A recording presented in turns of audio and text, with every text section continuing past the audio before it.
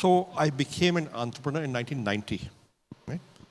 And for the first 7 years, uh, we drifted and did a whole bunch of small things. We were working out of a servant quarter at home, and small things meant salary survey कर दी, trademark database कर दिया, कुछ direct marketing कर ली, कुछ small time consulting कर ली, कुछ teaching, training, writing कर ली. Anything to survive. Okay? And I really did not want to focus on building a large company. I just wanted to survive, and I was happy-go-lucky and going along. Life was going along.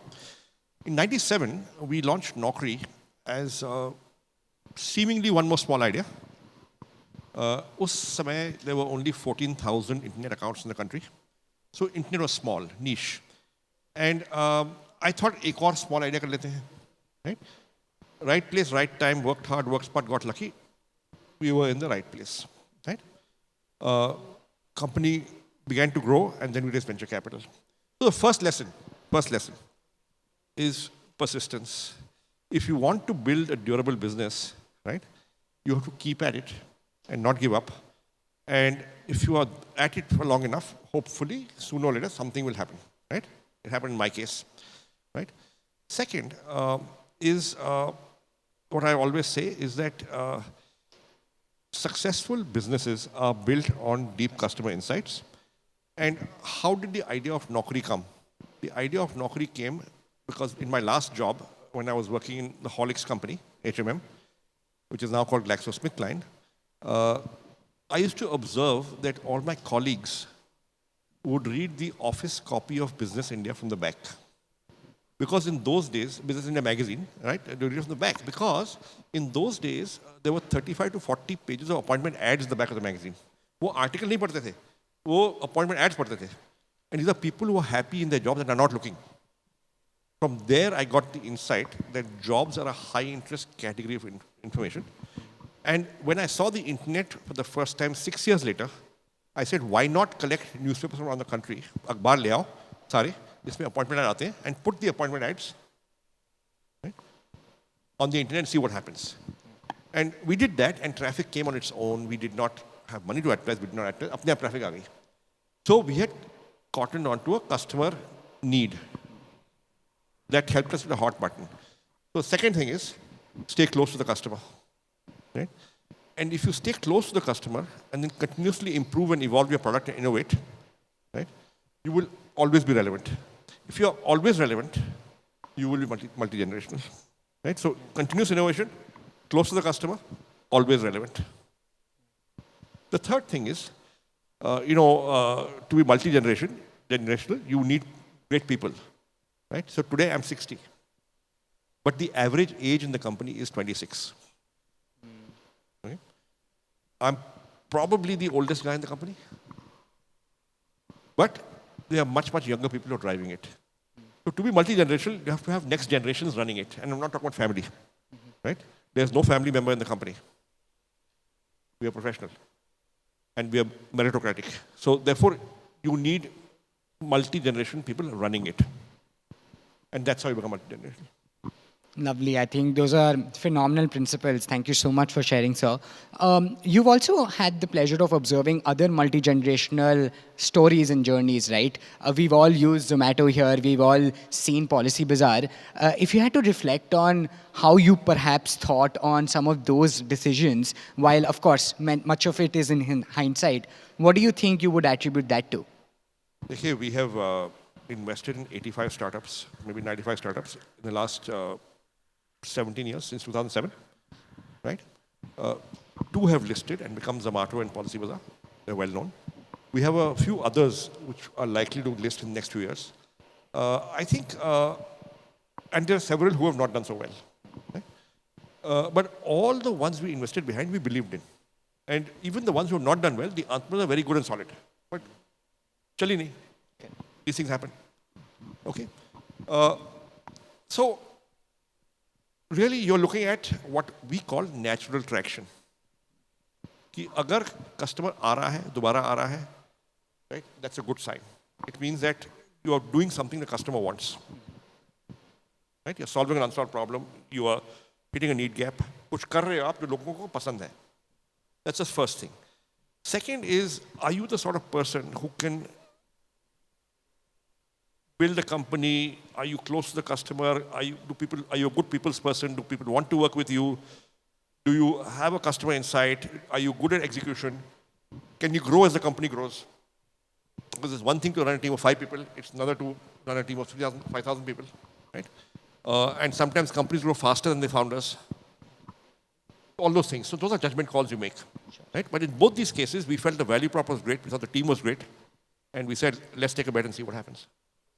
Got it. No, that's very, very nice to hear. One of the core principles that you really talk about is customer money. And a lot of what gets highlighted in the media today is the funding amount, the funding headlines, right? If you had to really emphasize on, the principle that you reinstore almost always, which is prioritizing customer money, finding those insights and really going after them, what would that amount to? देखिए जो media करता है, they do the easy stuff. भाई ये funding हो गई है. वो funding हो गई है, the company issues press release, that becomes news. The investor issues press release, that becomes news. The company gives an interview about funding, that becomes news. I have seen very few companies and very few investors actually give out news about company operations. भाई पिछले quarter इतनी cell हुई थी हमारी, इतना loss हुआ था, इतना प्रॉफिट हुआ था. Nobody puts that out. But that's the real news. And journalists don't try and dig it out because they don't work hard enough. But that's what they should be doing. भाई cell कितनी हुई है, growth कितना है, burn कितना है, what's the path to profit, how are you executing, do customers like what you're producing, what price are they paying, is there a margin at that price, what kind of margin is there? That's the real business, right? So ये जो spectator sport है ना of startups, the spectator sport is misleading. When you're actually playing the game.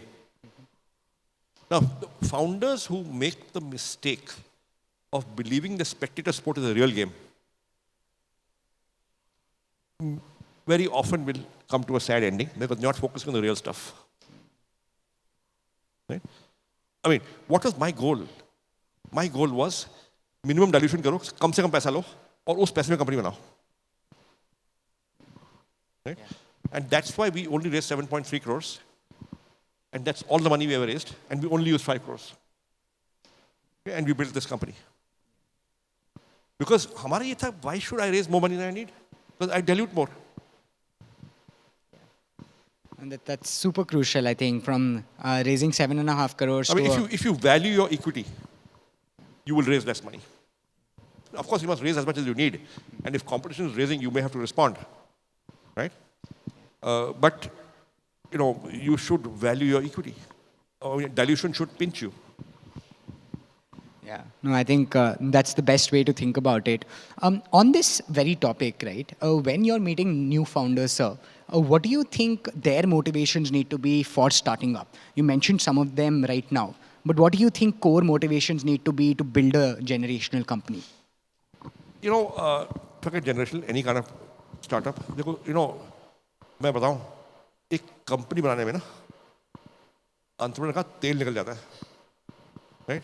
It's hard और समय लगता है और बड़ी ठोकरें खानी पड़ती हैं, राइट? It takes time. ठीक है? Therefore if you are doing a startup because मेरे दोस्त लोग कर रहे हैं मैं भी करूंगा, बिकॉज इट लुक्स गुड मैं कर लूंगा, right? Your commitment will be tested, right, over the next several years. Because there will be bad times. There will be times where you won't get a salary. वो होगा. Your commitment will be tested. At that time, you will figure out whether you really want to do this or you don't want to do this. Now, if you really want to do this, right, you will hang on. Okay, and somehow hang on and somehow make it work. Okay, maybe not this idea, maybe that idea, but somehow you'll make it work. I did 20 things before Naukri. But I wanted to be an entrepreneur. Never mind what the idea was. Okay? So really, you shouldn't do it because you want to get rich quick, because very few people get rich quick. It doesn't happen. You keep on trying, hopefully, eventually something will work. So don't do it to get rich quick. That's all I'll say. Don't do it to get rich quick. You're likely to be disappointed. Do it because that's what you want to do. Right? The crucial question is, will I want to do this for the rest of my life, even if I don't make money? Right? Are you making money from your podcast? Why are you doing it? I love it. You love it. He's doing it. अब करता रहेगा कुछ ना कुछ हो जाएगा कभी ना कभी हो जाएगा hopefully नहीं भी हुआ तो he's still happy यार. No, absolutely. I think that's going to be my biggest takeaway from the day, which is that can you ask yourself the question, do you want to do this for the rest of your life without making money? Even And if if you make money, great. But even if you don't make money. Yeah, that's phenomenal. Thank you so much for sharing that. Also, I would love for audience interaction towards the end of the conversation. The best part about having like a more in-depth audience is that we can entertain questions. So towards the end, we'd love to take more audience interaction. But as we proceed, one core component of building a large organization is hiring, sir. And over a period of time, you've now hired multiple people. There are 4,000 plus people in the group, if I'm not wrong, maybe more. Talk to us about what that side of company building really means, which is building a team, building an organization, hiring great people. So, in the beginning, when you don't have money, you'll probably work with people you know, your friends, your classmates, maybe a work colleague, right? Maybe a family member, right? Because you know them, they know you, there's some chemistry, you like them, you trust them, they trust you, you want to do something together, right? And you don't think very rationally about it. It is kuch karte hain, right? As you go forward, you will then begin to hire others you know. So your first hiring is people you know. Okay? Then it's friends of friends. Right? You will hire people you don't know from before, only much later. And that's fine. That's the way life works, and it's okay. But fundamentally, you have to hire people you believe in, and you have to hire people who believe in you. Why will they work for you for less money unless they believe in what they're doing, what you're doing? And there's a higher purpose, and you're giving them stock, and you're sharing the vision, and you're a good salesperson, and you're creating trust across the table. That's why they'll come. So, one of our investors once told me long back, that in the beginning, you hire missionaries, not mercenaries. Right? So the salary negotiation should not be a very important thing. If it is for that person, he's the wrong guy. In the beginning. You're probably working without salary or less salary. As a founder, you're taking zero salary, but you're paying your employees. So the entrepreneur may eat the most, but he will always eat last. That's a fundamental principle. पहले आप औरों को खाने दोगे, फिर आप खाओगे. Eventually, if the company succeeds, you may eat the most. If it doesn't succeed, too bad. That's the responsibility of the founder. No, that's again, like, I think very, very profound words. I think to just grasp the gravity of what you're saying in itself also requires a lot of maturity. As we're at this, I had the pleasure of hosting Sir a couple of weeks back, and one of the things that stood out from that conversation was regarding survival. I asked you something on long-term thinking, and you mentioned that the way you look at it is, can you survive in the short run? And if you continuously survive, you'll eventually outrun the competition. Can you perhaps talk a bit more about what that means as a principle? I'll tell you what happened at Naukri. Was there a strategy? There was some notion of strategy. But when we launched Naukri, we were living for the month. We had to make payroll end of month. So, and we had no money. There was no investment. There was no venture capital. Which means we had to break even. Which means revenue आना था. So we had to think through, how do we survive this month? I had no money, right? And I used my past knowledge, which is, I had worked 3 years in advertising in my first job. और advertising में कहा जाता था कि direct mail से 2% response आता है. This is a global wisdom. You know, the foreign books would say this. Direct mail generate 2% response. Okay. So I said a simple thing. What is my kharcha? My kharcha was 2 lakhs a month. I wasn't taking a salary. Right?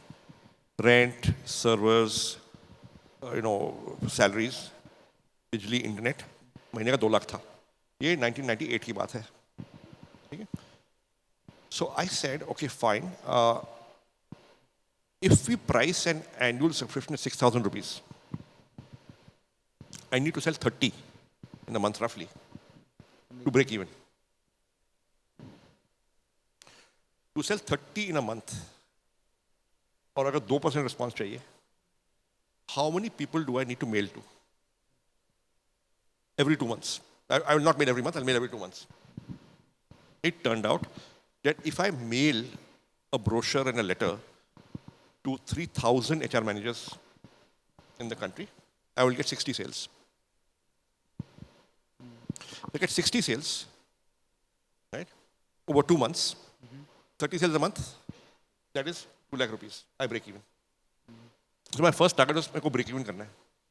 तो अगर ये, if this equation is true, right, I'll break even. And we did that, and that's exactly what happened. We would send out a letter every 2 months.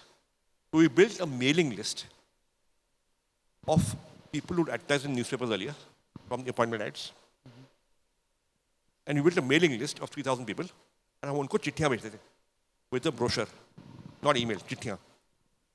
Right? और मुझे याद है, to send out 3,000 letters, the rule was you can't put more than 20 envelopes in a post office box. You know, in a चिट्ठी के डब्बे में आप, because not allowed, वो रूल था. तो अगर आपको मास मेलिंग करनी है, you have to go to a franking center. Franking होती है ना, right? Now, so I had a two-wheeler, so I used to go on my scooter, right? Bajaj Chetak, right? One guy would sit behind me, bori leke of the chittis. We would go to the franking center at ITO when we were in Trans Yamuna, and I would sit and run the franking machine myself to send out 3,000 letters. चिट्ठियाँ भेजते थे और cell होती थी. But we had to make the sale happen. Otherwise, the sale would not happen. If the sale would not happen, you can't meet payroll. You can't meet payroll, company shuts down. So, survival is about doing what it takes here to survive. And there were people there at the franking center whose job it was to frank, but they said, मैं नहीं करूँगा. आपको खुद करना होगा. So, tell me, देखिए संजीव जी, यहाँ पे 2 तरह की कमाई होती है. क्या? एक होती है मेहनत की कमाई, दूसरी होती है हराम की कमाई. अच्छा, ये फर्क क्या है? देखिए, हराम की कमाई वो है जो तनख्वाह है. तनख्वाह के लिए कोई काम नहीं करना पड़ता, तनख्वाह मिल जाती है. मेहनत की कमाई वो है जब कोई ऊपर से पैसे देना तब आप उसका काम करोगे. दैट इज मेहनत की कमाई. तो रिश्वत इज मेहनत की कमाई according to them. Salary is हराम की कमाई. And that was the mindset. You dealing with this rubbish. Yeah. But that's phenomenal. I think we should have a quick round of applause for Sir, considering the phenomenal stories from those humble backgrounds to what I often say, and Sir may not like, but a billionaire that he is now. It's come such a long way, and it probably goes to show and builds empathy to what it means to really tread a 45-year-old journey to come this far. Sir, another thing that you've often said is what it really means to have the pulse of the ground. And what you do now is interact with a lot of younger people, right? Sometimes it's very easy to get lost in silos as entrepreneurs, and you're in your head. How do you think we can increase interaction with different thought processes to actually become a better entrepreneur? Yeah, you just got to keep meeting people. Okay, keep observing. But first of all, do your own work यार. अपना काम करो, मेहनत करो, अपने customer से मिलो. So, your customers will teach you. So, we we raised venture capital in the year 2000, right? And one of the first things we did was we hired a few salespeople, right? We discovered that the average sales person, उसका total cost was 22,000 रुपए महीने का. Salary, conveyance, commission, allocate some rent, some overhead, some bijli, some computer depreciation, some मिला मिलू के महीने का 22,000 रुपए था. ठीक है? We learned that the average salesperson would generate 50,000 rupees per month of revenue within 3-4 months. Headed north, growing. Which meant that the average salesperson was making a profit of 28,000 rupees on his own total cost. We had discovered what we today call our repeatable profitable unit, which basically means that boss, keep on adding salespeople. Ultimately, you will make a profit as a company because the salesperson is profitable at his own cost. Okay? So, हमने वो किया. So within 2 years, there was 240 salespeople across 11 cities. We had grown 35 times, and we were profitable as a company. Right? And that's how this company broke even after raising venture capital. And we were breaking even at a small scale. We raised venture capital, began to make a loss, but then we increased sales and we broke even again. Okay? Now, one of the things we did, so initially we used to sit in our office and think of ideas on product. And that's how Naukri was launched. Right? But the moment there were salespeople out there talking to clients, simple hack. उस समय WhatsApp नहीं था. Right? उस समय email था, and there was something called Yahoo Groups. I don't know how many of you remember it or used it ever. There were Yahoo Groups. It was a group email, right? Communication. So I created a Yahoo group. We put all the salespeople and all the head office people on one group, and we gave simple instruction. You're making 3-4 sales calls a day. Whatever feedback your client gives you, just put it in this group. So every day there were 30-40 messages coming. Client said this, client said that, client said this. Right? And from this, we were able to harness our clients' views and opinions. And our entire innovation pipeline for the next 4 years was customer-led. We had broken customer silence. Customers telling us, "Ye try karo, ye theek nahi kar raha, isko improve. I got an idea here." And anything that looked good, we would do.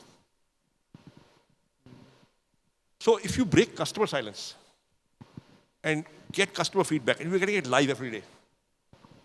Right? Every 2-3 weeks we regroup and say, "Boss, पिछले 3 हफ्ते idea क्या है?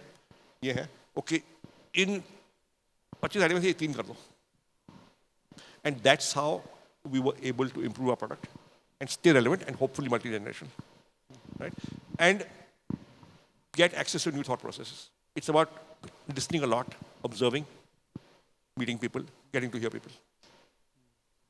Lovely. I think keeps reinstoring the belief that, as a founder of a company, if you have to make it big, you really have to keep your ear on the ground and you really have to, listen to the customer always, not almost always. So going forward, the other advantage that you've had by pure virtue of building across the last 4 decades is seeing different waves in the country. And every new season, there is a different flavor to the season, right? Something is great, something is not great. Currently, it's AI. As you look at the India story, the new set of founders that are building, what are business cycle observations that you have had across the career span that you've lived? If you can share insights from what business cycles teach us, what you think waves mean, and how founders can really capitalize or not be dependent on waves, I think that'll be very interesting. So I quit my job in 1990. Now it's 34 years. This is roughly the 6th or 7th slowdown that I have experienced in my career as an entrepreneur. One thing I have learned, or a few things I've learned. Number one, be a little conservative. Be a little conservative in your projections of revenue, because revenue is not in your control. The only thing in your control is cost. So be conservative in your revenue projection and हाथ tight रखो on खर्चा. Be frugal. Because if you are dependent on external capital raises each time to survive, and there's a slowdown, right? There's a very high likelihood that your business will fail. Because अगर आप पैसा raise नहीं किया, you will fail. So the greatest hedge against risk is profit. अगर आप profit कमा रहे हो, customer कैसे आ रहे हैं, you are not dependent on external funding. Right? You're okay. So cycles will not affect you. And that's what happened to us each time. We had kept our costs low. We had got a very good value prop. We always improved our product, always. Okay, and therefore the customer always wanted our. So, it has reached a stage, and I don't want to boast, but it has reached a stage where Naukri is central to the hiring efforts of most companies. What it means is that if there are 4 job sites out there and recession aaya, and they cut it down to 1 job site, that job site will be Naukri. They may negotiate our prices, they may downgrade our product, but they'll still use Naukri. Look, are you the preferred job site? That's our thing. Are you creating dependency? If you create dependency, right, people won't switch. Are there switching costs? Right? So, when you search for resumes on Naukri in the database, right, and you search for recruiter resumes, very often in recruiter resumes, in key skills, it is mentioned, I'm very adept and quick at searching the Naukri resume database. It has become a key skill. Right? And why is it important to search the Naukri resume database quickly? So roughly 30% of our clients are recruitment firms. Right? They get their money and their business from hiring people for other companies. And they get 1 month's salary. They get a finder's fee, right? Or maybe 2 months' salary, or maybe 3 months' salary, right? Companies will give the same brief to many consultants. If 3 consultants give the same resume, they will give credit to that consultant who gave that resume first. So for somebody who's fast at searching Naukri database, it's revenue, yeah? It's business for the guy, for the company. That becomes a key skill. So can you build that kind of dependency? Which means that can you create that kind of product that people want so much? So, Naukri charges 100% advance from its clients and we get it. But we're only able to do that because we built a dependency. So, can you build that kind of product which has that kind of pull, that kind of dependency? If you can, you will build a multi-generational company. Got it. So you have to be recession-proof, and the way to do that is building dependency. This has been absolutely fantastic. One of the last questions I want to definitely ask is, outside in, when you're thriving to build a generational company, which can mean, you have to go IPO at some point, things around governance are something that very few people have visibility on. Unless you've built a company at that stage, you don't get to a point where governance becomes a concern.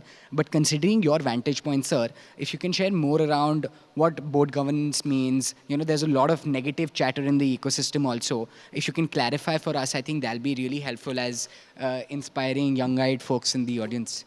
So look, governance is not just when you go public, or just before you go. Governance is from the beginning. And governance actually begins and ends in the founder's head. Fundamentally, are you an honest person? And fundamentally, do you want to run an honest company and be an honest company? If the answer to both is yes, that's the first step towards good governance. Now, what does good governance mean? It means आप सच बोलते हो, अपने shareholder को सच बोलते हो, आप सरकार को सच बोलते हो, आप सही टैक्स देते हो, आपका पूरा इनकम white में है, there is no black money. It starts with that. Then you have stuff like, okay, I will do my compliances. Right? I'll do them on time. I will file my account statements on time.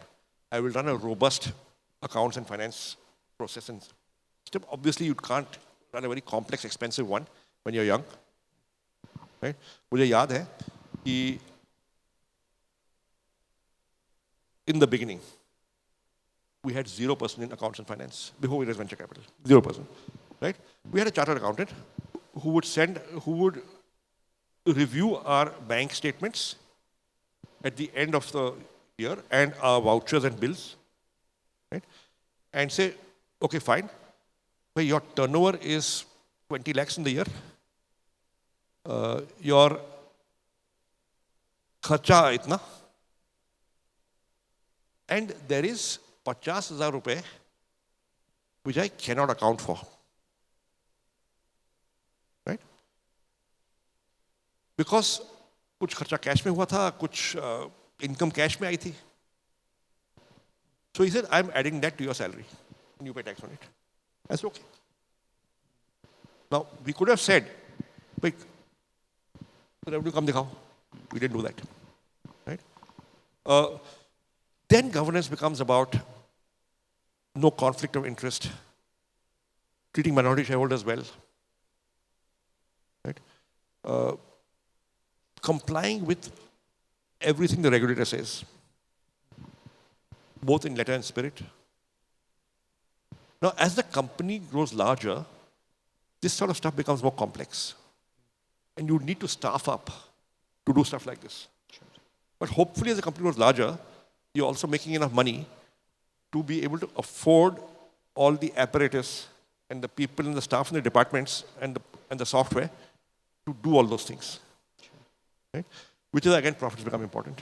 Right? Because without profits, you can't even afford those people. Sure.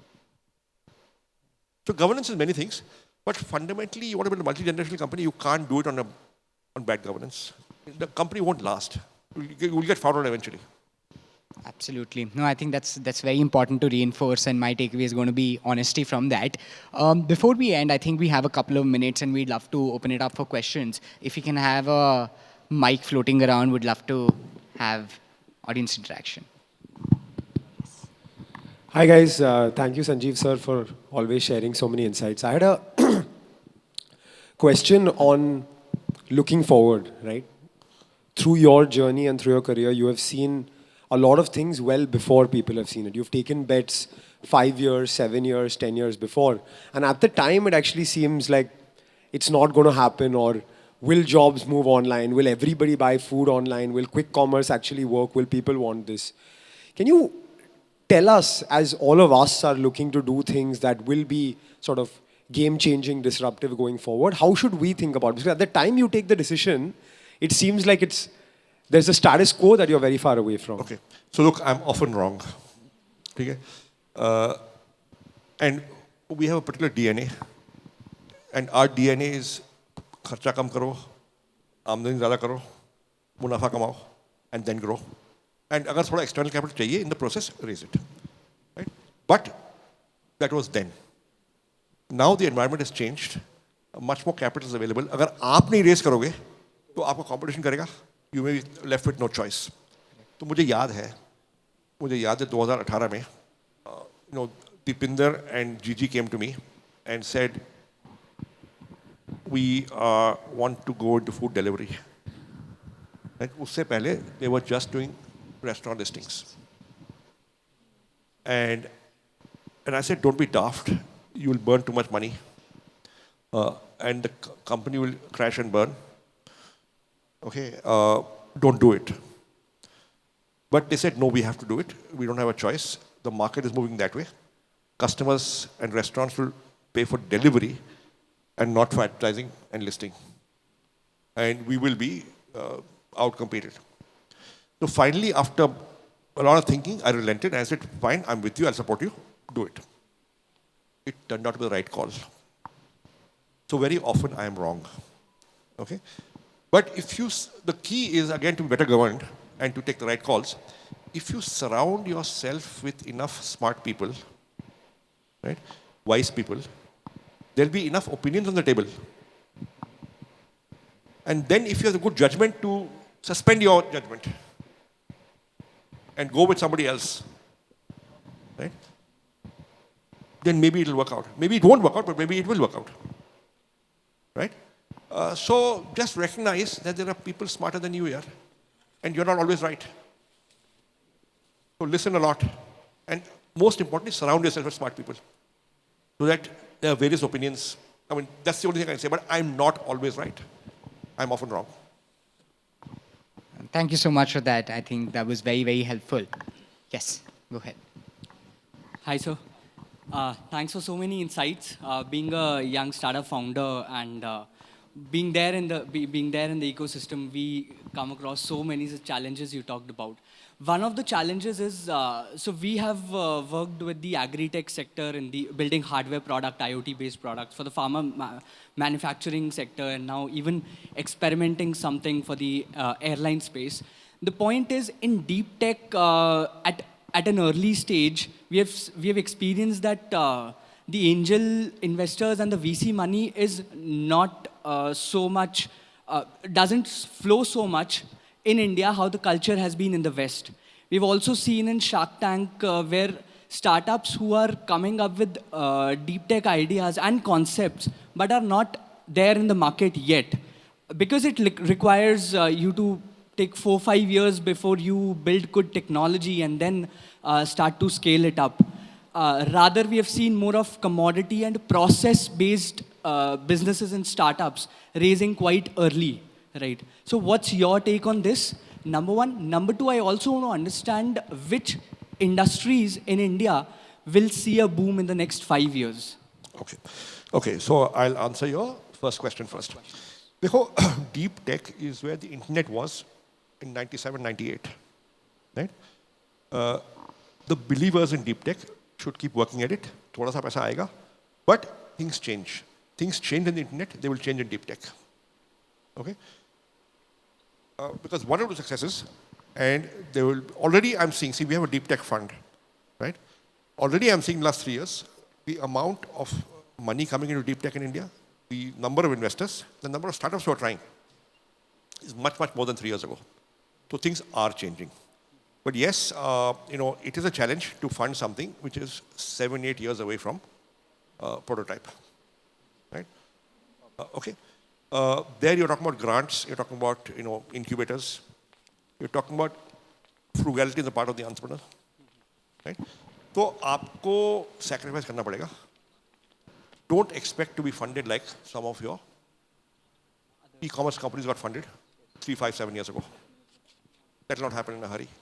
But that is the path you have chosen, boss. Okay? But stay with it. If you believe in it, stay with it. Right? हो जाएगा. But it'll take some time. Right?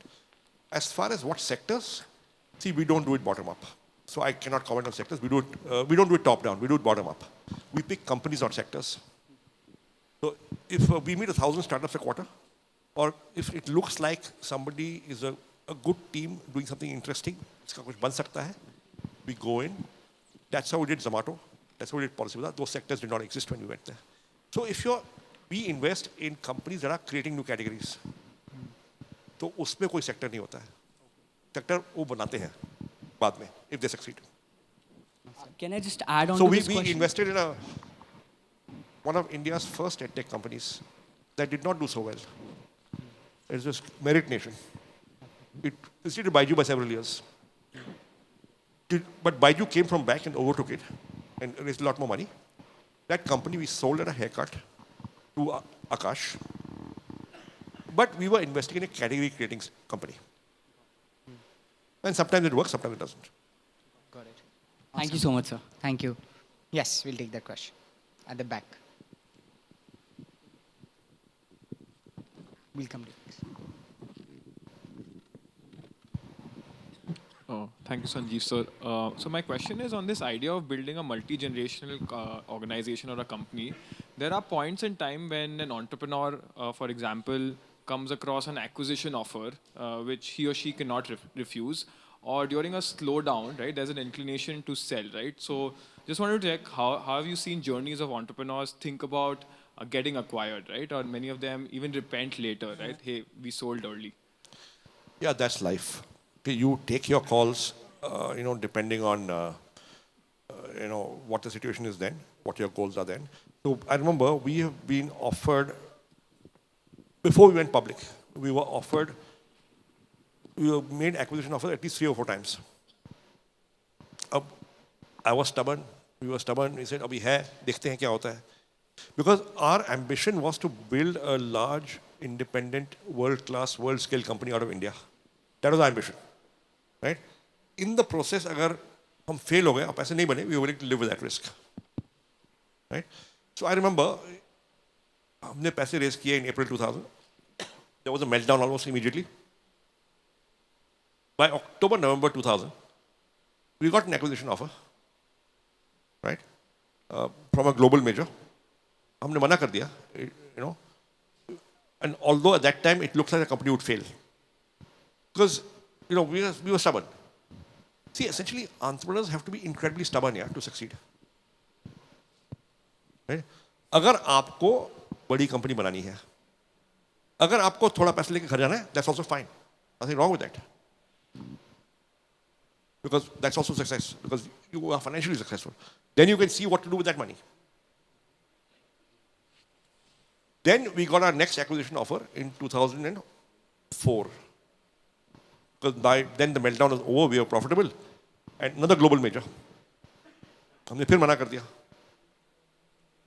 Then we filed our DRHP, and 2 days before we were going for a roadshow, we got a call, we'll give you IPO price, cancel your roadshow. Right? And I didn't even inform the board because I was afraid they might say yes. And I just declined it. We just declined it and we went for the IPO. And the price doubled on day one. So I'm not saying that we're always right, or I'm not saying declining acquisition offer is always best. I'm just telling you our experience. So if you're convinced you have a future and you want to stick it out, and you can stick it out, and your conviction is based on some decent reality check. I mean, you've got to be convinced you have a future and be right. Right? If you're convinced you have a future and you're wrong, and you say no to a acquisition offer, I mean, the famous case of Yahoo saying no to Microsoft, and then the price went down to 1/4 or 1/5. That was, in hindsight, a bad call. Because Yahoo did not succeed, and the share price declined. Awesome. Thank you so much for sharing, sir. I think that's super insightful. Due to the paucity of time, we'll probably have to conclude now, but we can take questions off stage later. We just have the last couple of minutes. I think to conclude, I have a final question, and this is pretty general in nature, but a lot of folks in the crowd are either entrepreneurs or who want to aspire to become entrepreneurs. If you had to end with some very core fundamentals, because whenever I've had the opportunity to chat with you, I've taken back a lot of fundamental principles that I can apply to my life and my company building journey if I embark on it. If you had to leave us with a couple of final learnings, I think that'll be a great note to end upon, sir. So I'll try and think of something new outside the podcast. Sure, sir. Okay, I don't want to repeat it. But dekho, scaling up is you scale up with execution, not with capital. If to fund the execution you need capital, you take it. Sure. But without good execution, you can't scale up. So think through the execution and start doing it, only then raise the capital. Don't assume कि पैसा आ जाएगा तो scale up हो जाएगा. Execution होगी तो scale up होगा. And execution is harder than raising capital. Awesome. Thank you so much, sir. I think, can we have a huge round of applause for Mr. Thank you. Sanjeev Bikhchandani? Thank you. With every new conversation with sir, I think I'm constantly amazed by the direct insights, the core fundamentals, and what it really means to build a multi-generational company. This has been a pure honor. Thank you so much for the opportunity. This was our time. Thank you.